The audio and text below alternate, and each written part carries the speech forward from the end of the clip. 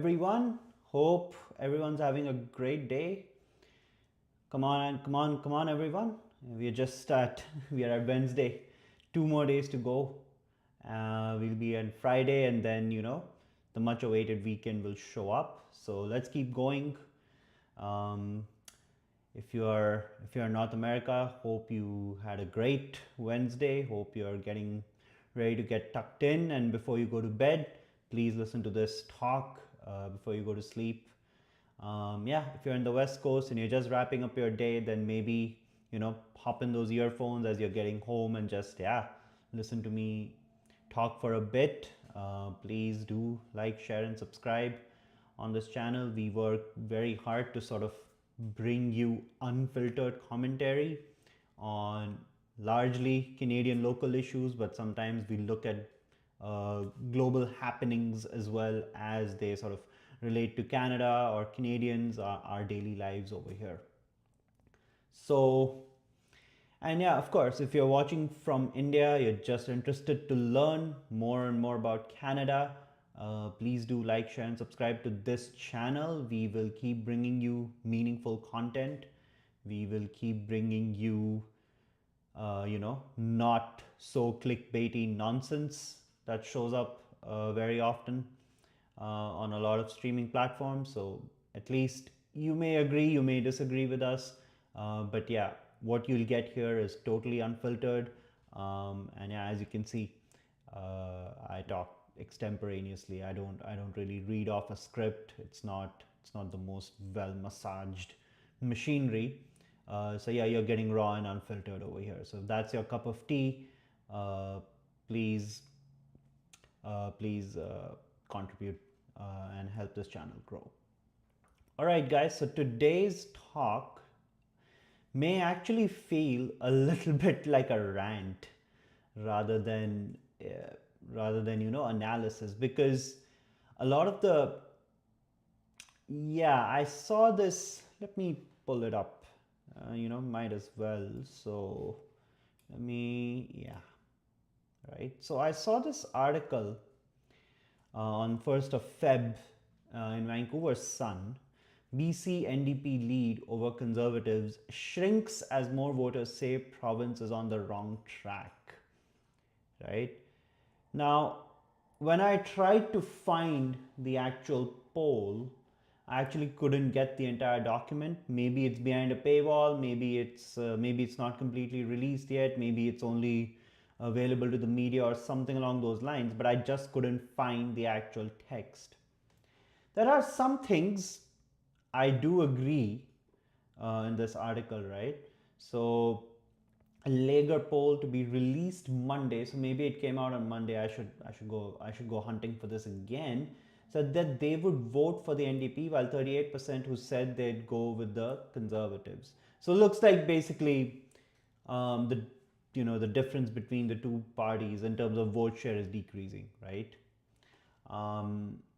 Now, something else they point out is the 6-point gap is down 4 points from the lead NDP enjoyed in October, a peak that coincided with the height of former Conservative leader John Rustad's unpopularity, and one that likely won't be repeated again, said Mossop. Let me just find who exactly is Mossop. Okay. Anyway, we go down here, right? We got mounting pressure on the economy with Trump and tariffs, and we got increasing deficits in BC, and there seems to be a lot of voter dissatisfaction over how the NDP is handling things. The poll, which was conducted online from January 23rd to 26th among 1,003 BC residents. See, I find this very interesting. We have a population of about 5 million in British Columbia. They serve with 1,003 BC residents. See, I understand statistics that for a sample to mean something for the population, it should be less than 10% of the size. It should be well randomized. Blah blah blah blah blah. I just think 1,003 is still very low. Right? at least get into the 2000, 3000 range, 5000 range, where it can it feels like you have it feels like just by going with that number you will get a random enough sample. With 1003 residents, you have to work so much on randomization techniques to make sure that every sort of political shade that you will find among people in BC is actually represented. So 54%, anyway, 54% out of this 1003, I guess 541 people believe that the province is on the wrong track. 37% believes BC is on the right track, while 9% did not know or refused to say. Right? Now, let me do a quick search. Who is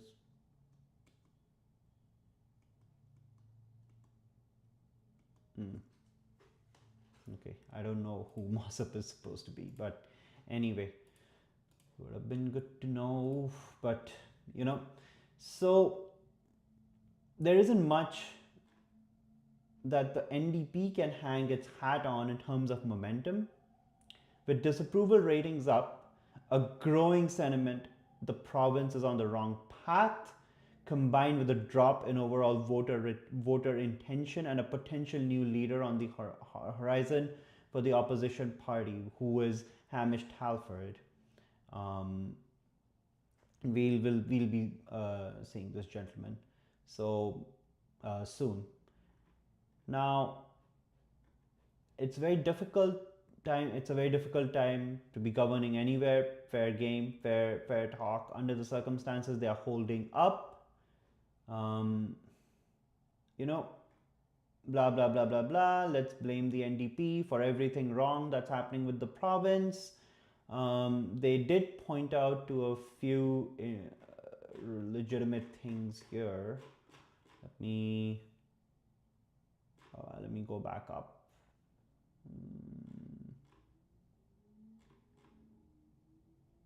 Yeah.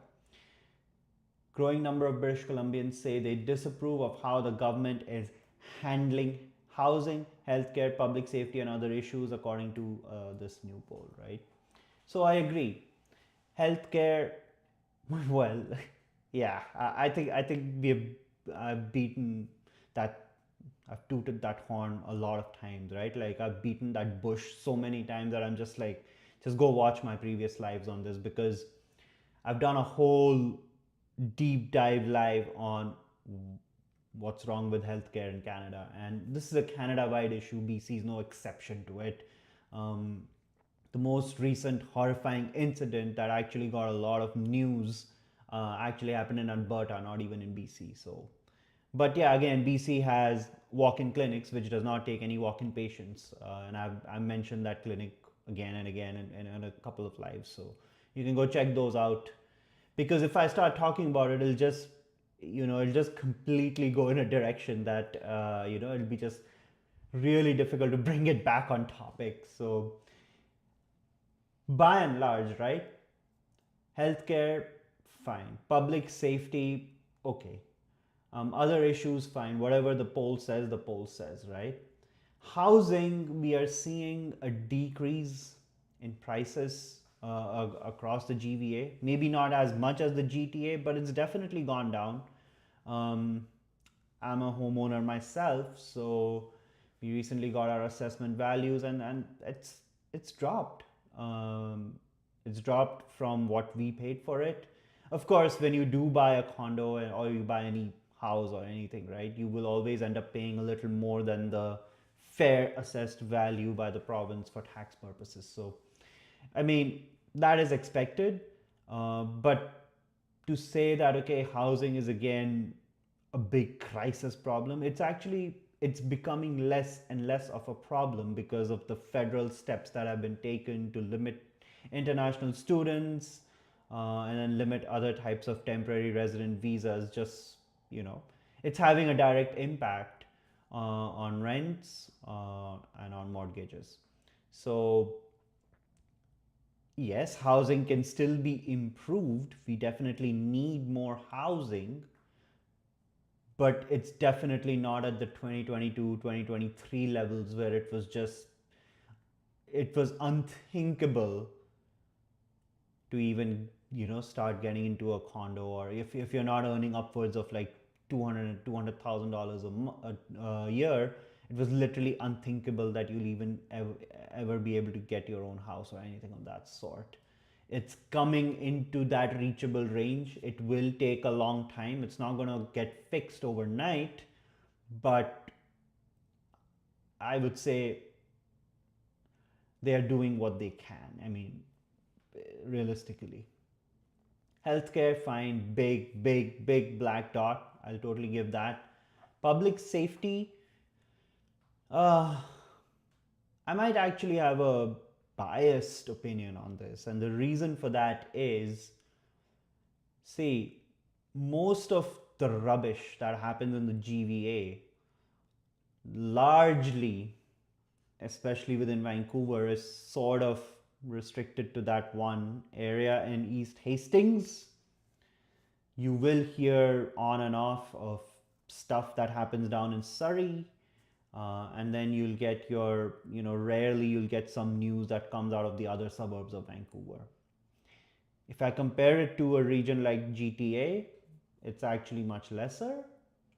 But again, of course, GTA, the Toronto area is just much larger. So, in terms of absolute numbers, yeah, you are going to hear more shitty news about crime coming out of Toronto than Vancouver, right?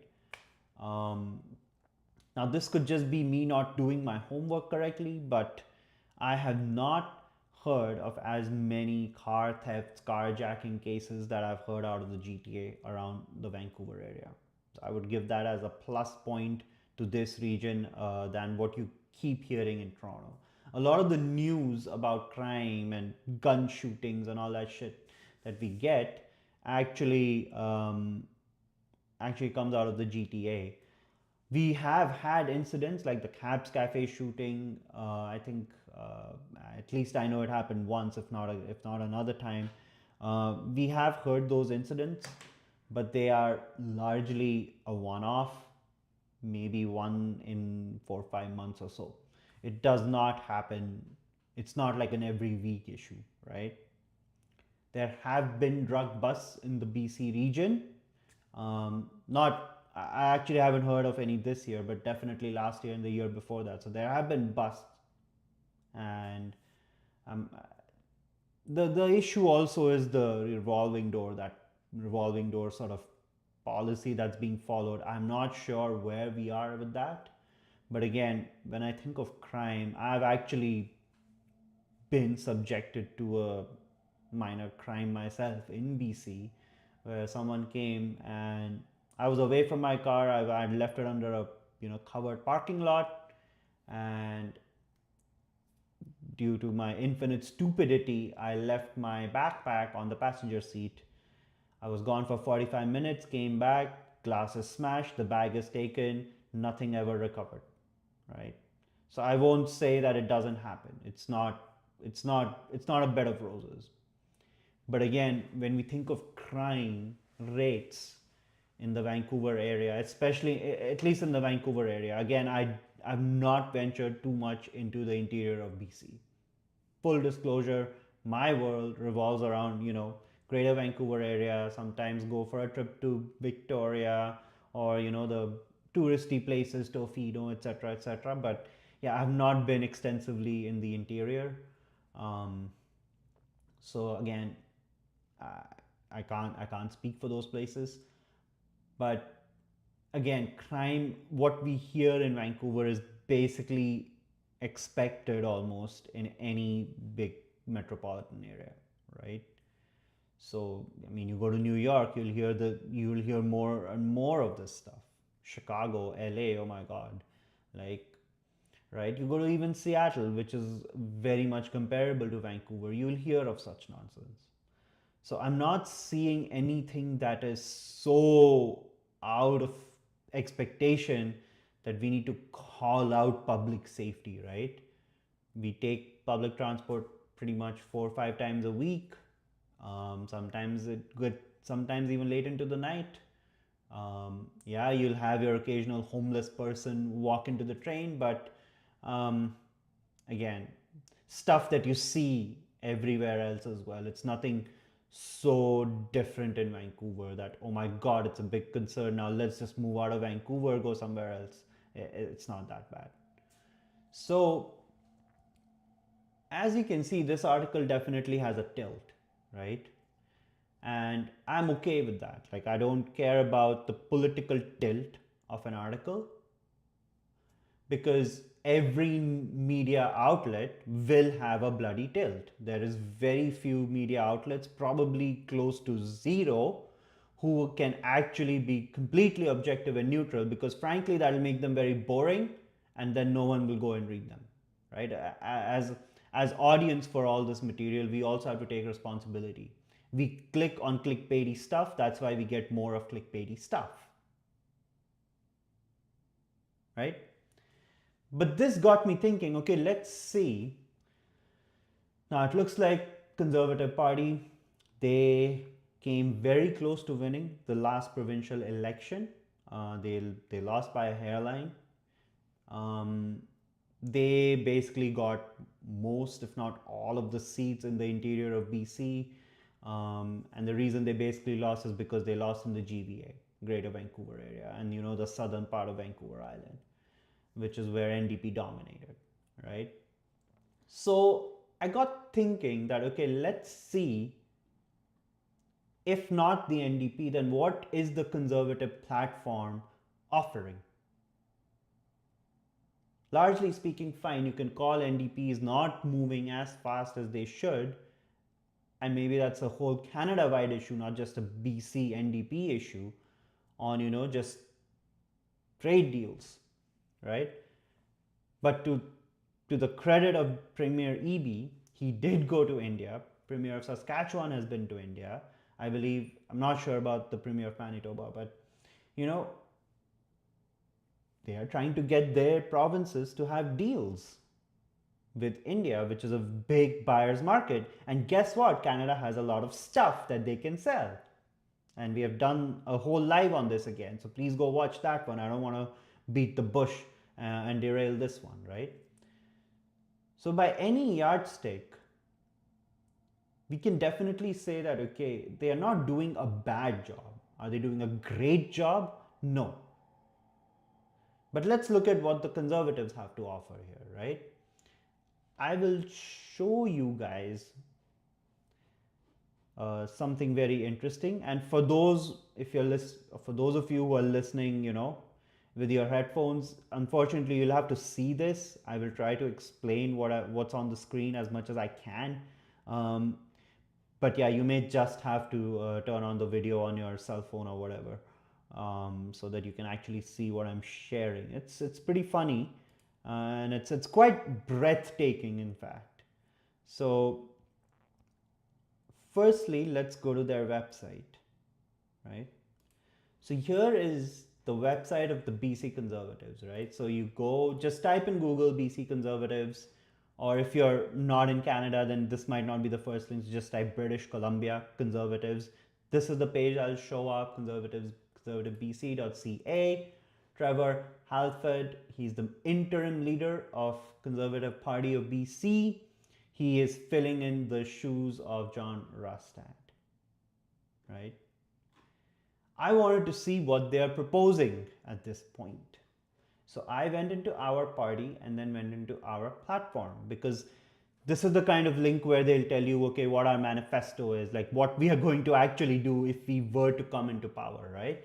So here is that page. I have opened it up. Grown in BC, a plan to double our food production, strengthen our economic base, and establish food security for BC. Okay, this is a very noble cause. I love it. Let's read more. Voila. 404, page not found.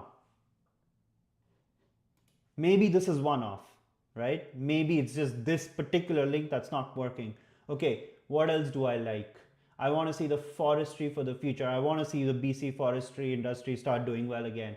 Saving BC forestry for workers, communities, and biodiversity. That's the tagline. Let's read more. Oops! 404, page not found. Okay, maybe third time is the charm. So let's look at something else. Excellence in education, a plan for common sense change to put learning first and restore excellence in education. Amazing tagline. Let's now see this. Oh my god. What? Right? Another one, get BC building. Yes, we need housing. We need more housing so that every family in BC can perhaps afford a single family home. They deserve their, Canadian dream or whatever else you want to call it. Get BC building.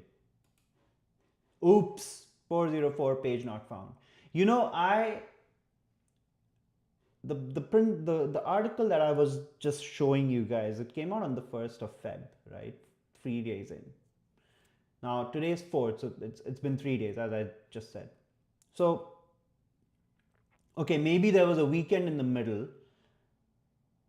but between Monday, Tuesday, and pretty well all of working Wednesday, you couldn't fix this issue. Maybe you didn't even know about it, and that is shameful. You want to be a credible alternative to the NDP. Let me just bring myself back, right? I'm just going to talk. You want to be a credible alternative to the NDP. Fair game. You are a democracy. That's how it functions. Why will it not let me? God, guys. Software, I tell you. Oh, okay, whatever. Fine. So you want to be a credible alternative to the NDP in BC. That's fair. In a democracy, that's what happens. You have multiple parties. They're fighting elections. They're trying to get the leadership position. This is what you're offering. So even if, forget my political leaning for a bit, I just want change. Is this the change I'm going to vote for? No wonder, and this partially explains why Canadians don't care about voting, because all the options ultimately are mediocre at best. That's what led me to making that thumbnail of both of these gentlemen, David Eby and Trevor Halford, just holding hands and saying, just united in vibes. They give the vibes, they have no substance or very little substance, right? At least when I go out into the greater Vancouver area, I see a lot of infrastructure projects coming to life, which has a direct impact on my life. I'm a person of Indian origin. I like Indian food. So I often go to Surrey. I live north of the Fraser River. I have to cross from New Westminster to Surrey, and I have to take a damn bridge. It's called Pattullo Bridge or the Alex Fraser Bridge. 8 out of 10 times it'll route me through the Pattullo Bridge. Guess what? A new bridge is about to be opened, which is going to be a good relief. Fine, I'm tired, I don't want to drive. There is the SkyTrain, TransLink. Well, that's been around for a while, so you can't necessarily say the NDP had something to do with it. But hey, at least that new bridge, that's going to be, I think, from the looks of it, it'll at least be 3 lanes one side. I just don't know how wide it'll be. But once that's opened up, I'm actually looking forward to driving on that.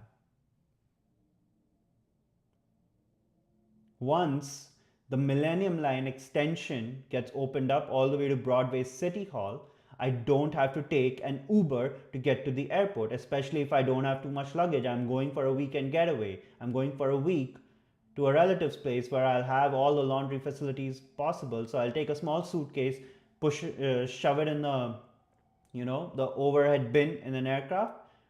I don't need to take an Uber for that.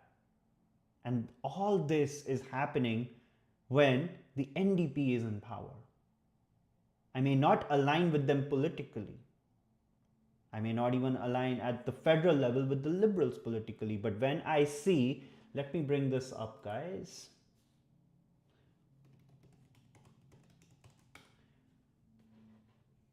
Okay.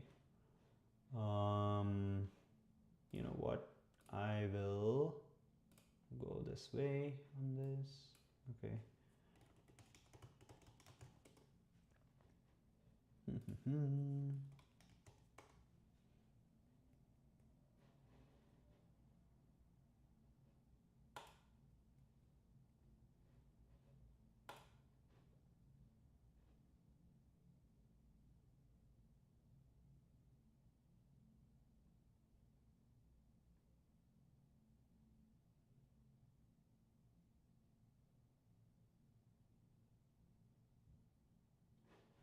Let me show you guys this real quick. Okay. Oh yeah, I'll have to change the scene and then change what. Yeah, oh, okay, perfect. So this is the exchange rate 1.3678. Let's call it 37, right? This is what that exchange rate was, 1.4465. For those who are listening, this is the USD to Canadian dollar exchange rate. For the past 6 months, or literally since Jan 2025, we have basically seen a drop. It's gone up a bit, but we are basically coming down from the highs of 1.45 in February 2025 to 1.37, right? We were at 1.45 in March, 1.45 in on Feb 1st, and we are coming back down, right? This is after Prime Minister Carney got elected and he's been doing his thing, right? This administration is doing what it's doing. Canada got slapped with tariffs along the way, and we are still, holding it together, right? Sure. Let's look at 2015. 1.41, 2016. So we came back down. We had some good times, 2021, 1.23. So it came back up and we're going back down again, right? So at the end of the day, when there is something good happening in my life as a result of whoever is in power, I just have to give due credit, right? I cannot just keep saying all the time, oh, you're not doing anything. What are you? What are you, the alternative, offering me? Okay, maybe the website is malfunctioning. Now I will actually pull up the sorry looking document that I was actually able to pull from the BC Conservatives website. Give me a sec, guys. I'm gonna, yeah, let's preview. Okay, right, here we are. Oh God, this is bad. Okay, yeah, there we go. So after doing some digging, this is what I found on the BC Conservatives website. You can read all of this basically from budget 24 to 25. This is what the BC Conservatives are offering. BC is drowning in a sea of red ink. Sure, $9 billion, more than our budget can afford. So there is a deficit. NDP inherited 2.5 billion surplus, turned it into a 9 billion deficit in just 7 short years. Okay. And that's before the additional one, blah, blah, blah, blah, blah. BC cannot afford, so this is where their plan starts, right? Today, each man, woman, and child in BC is be responsible for $22,000 of debt by nearly 250% since the NDP assumed responsibility for our finances. So it looks like whoever was in power before, NDP came in, we gotta always remember, during this NDP term, there was a whole anomalistic event called the pandemic, during which a lot of people just had to be given money so that they can spend and they can continue living. They couldn't go to work, and they just had to continue living their lives some way or the other. That's why a lot of that maybe loan was taken. I'm not saying it explains everything, but I'm sure it explains a fair bit.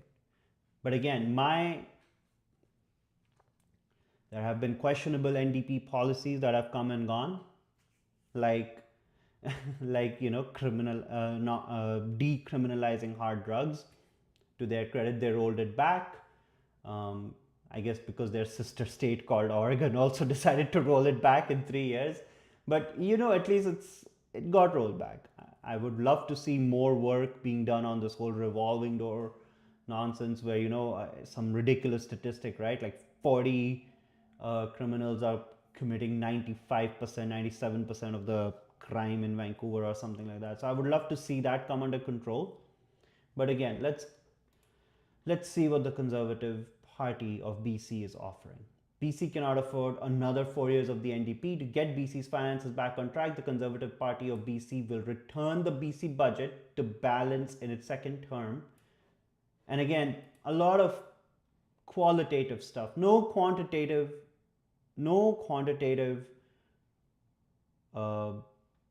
analysis on how that's going to happen. By getting our economy growing again, being strategic in new spending, reallocation of wasteful spending to priority areas that enhance the health and productivity of our province. How? All of this is good words. It's a great sentence. It's grammatically correct as far as English is concerned. How are you going to do any of this? Conduct a core review of government spending. Sure, that's also a federal initiative. More power to you. Launch a full review of the BC capital plan. Launch a revenue growth review. Again, words. The power of growth okay, so finally some numbers. The power of growth kickstarting BC's economy. BC NDP scenario, 3.1% growth rate. And again, 2024 GDP was 424.1 billion. Under NDP, it's projected to be 509. Revenue is going to go from 81.8 to 94.23. And revenue as percent of GDP, 18.5. So the percentage stays same. Conservative plan, 5.4% growth rate. How that 5.4% is coming, we have no clue.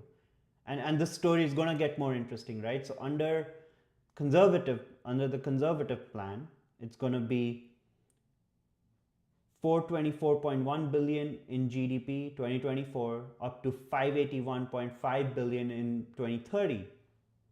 Revenue is going to go from 81.8 to 104.66, and revenue as percent of GDP 18.5% and 18%.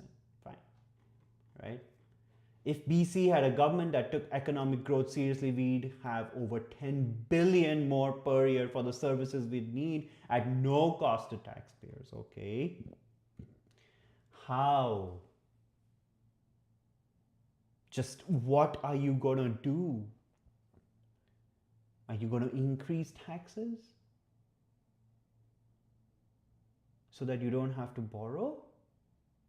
Or are you going to try and get more people into BC so that they start earning, so that even though the tax rate is the same, your revenue goes up so that you could blah, blah, blah, blah, invest in growth and all the beautiful verbiage that's written.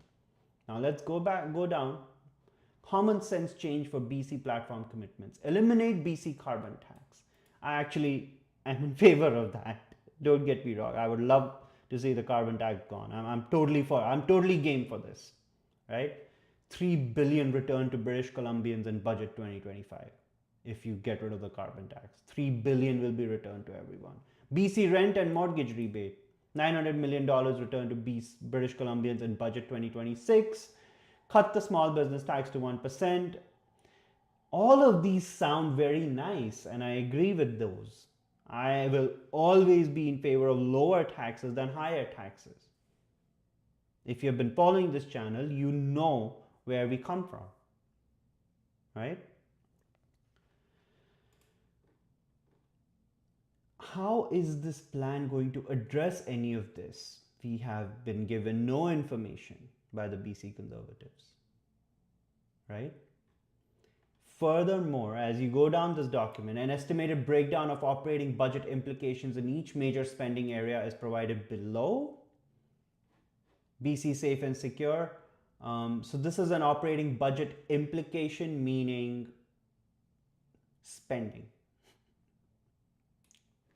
That's all it means. Operating budget implications, spending. BC safe and secure, $55 million. You know, FY 25 to 26 and then 26 to 27. Common sense childcare. Common sense childcare sounds really nice. Real access to $10 per day healthcare or childcare, sorry. Estimated 37 million. Again, 2 fiscal years, 25 26 and 26 27. 24-hour childcare spaces at $10 per day. So they're going to spend. Economic reconciliation, healthy communities, estimated 10 million. This is only 25 to 26 fiscal. So invest in First Nations capacity building, clean water and housing on reserve, estimated 10 million in budget 2026 to be recouped from Ottawa. How you're going to recoup, God knows. Government get BC building, $1.1 billion investment. BC moving, $600 million investment. Grow in BC, 90 million investment. I think you guys get the picture, right? Igniting BC's tech future, 10 million investment. Learning first education, 60 million investment. Oh. So year over year increase is going to be 900 million in 25-26 and then 500 million in 26-27. Powering BC hydro capital projects. So now more standing up for seniors, more spending. BC recovers, more spending. I think you guys get the point, right? This is again all available on the BC Conservatives website. So please feel free to download it for yourself. And if you feel like giving it a read, go ahead. Let me conclude this by saying, essentially, they are, as an alternative platform for British Columbians, suggesting that they will reduce taxes and increase spending. How is that possible? Either you get in more people so that you somehow collect more taxes, even though your tax rate is reduced, you get more overall just because you have more people paying taxes. 1. 2, you borrow. So much in talking about that deficit, going from a surplus to a deficit. There is nothing in this plan which suggests that that deficit will be reduced even if the Conservatives were to come to power tomorrow.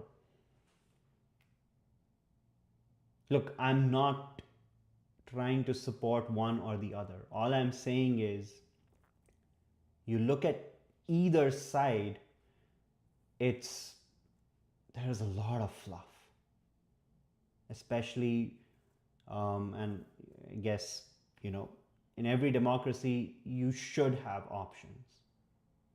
But we are literally in a spot where it's like, might as well not even go and vote.